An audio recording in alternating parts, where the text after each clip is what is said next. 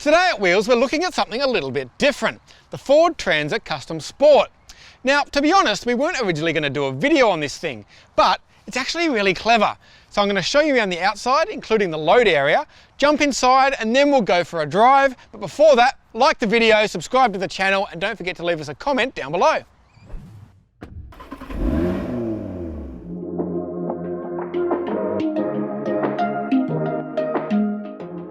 You can get a Transit in all sorts of shapes and sizes, but the Custom Sport only comes in two configurations, short or long wheelbase. This is a shorty, but both are front wheel drive and come with the lowest roof because sport. Pricing starts around $53,000 to $54,000 drive away, depending on where you're located, with the long wheelbase version an extra $5,000.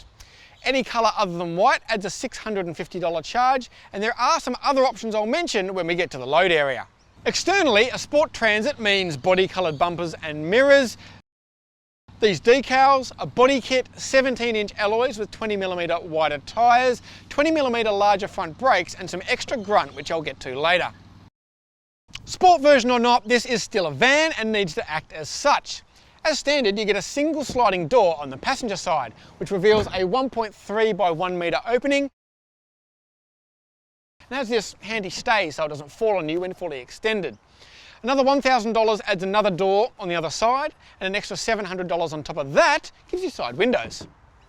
Around the back there are a couple of barn style doors, again with a catch to keep them fully open. However, a couple of other indents wouldn't go astray, so you could hold the door at a variety of angles. If that doesn't suit, a liftback style tailgate is also available as an option. The rear door opening is 1.35 by 1.4 metres, and if you hop inside, now this might be the baby Transit, but it's still a big space in here. Whether it's big enough will depend on what you've got to carry, but it's 1.4 metres high, 1.77 metres wide with 1.39 metres between the wheel arches, and 2.55 metres long, or 2.92 if you choose the long wheelbase. Maximum payload is 1,046 kilograms, but the 4,100 kilo GCM means that if you're towing 1,800 kilos, you're limited to around 300 or so. Just something to be aware of. There's LED lighting in the back here, 8 tie down points, and if you need to cart something really, really long, then there's this cubby hole here that extends under the passenger seat. I've got storage and cubby holes everywhere. There's a 12-volt outlet and USB port up here on the dash. Same again down here. There's large bottle holders in the door and the dash.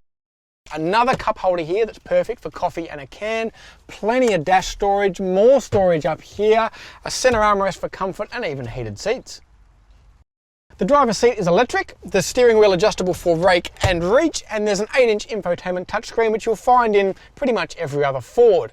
It runs the familiar Sync 3 operating system, but to be honest, most people will probably just use smartphone mirroring, which is available in either USB port.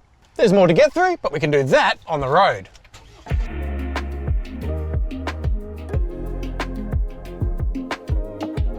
As mentioned earlier, the Transit Custom Sport gets a little more grunt compared to the regular Transit. Specifically, 136 kilowatts and 405 newton meters compared to 125 kilowatts and 390 newton meters. Now, I haven't driven a standard Transit, so I don't know how much difference it makes. I suspect not a lot, but regardless, the engine in this thing is really impressive.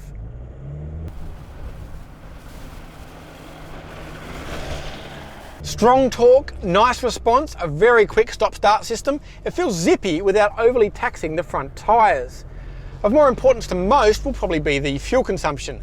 Now that's obviously going to vary wildly depending on payload, use case, driving style, but Ford's official combined claim of 7.2 litres per 100k equates to a 1,000 kilometre range. Over almost 3,000 k's, this has been averaging 7.9 litres per 100, so even as a worst case scenario, you're going to be looking at 800, 850 k's or so. It also has Ford driving DNA. Now that might sound a bit weird, but all of Ford's vehicles tend to kind of feel the same, whether it's a Focus or an Escape or a Transit. It's to do with the weight and response of the controls, and it's generally a positive thing. This being a leaf-sprung van, the unladen ride is a bit shaky, but it's better than most dual cabs, and it's generally a pretty relaxing thing to drive. I can imagine spending all day doing deliveries in this without too many dramas. Safety can be a contentious issue with vans, with some manufacturers de-speccing to hit a price point. The Transit does have a 5-star NCAP safety rating, but it's from 2012, so it basically means nothing. That said, it has been continuously updated with 6 airbags, auto lights and wipers, blind spot monitoring, lane keep assist, auto emergency braking with pedestrian detection, adaptive cruise, rollover mitigation, trailer sway control, and even side wind stabilisation.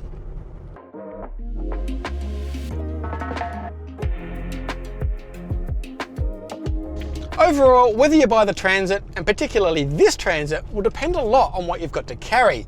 However, this is a well thought out van that looks a bit flash and drives better than most. In fact, I wish a lot more regular cars were designed with the same care and attention to detail as this thing.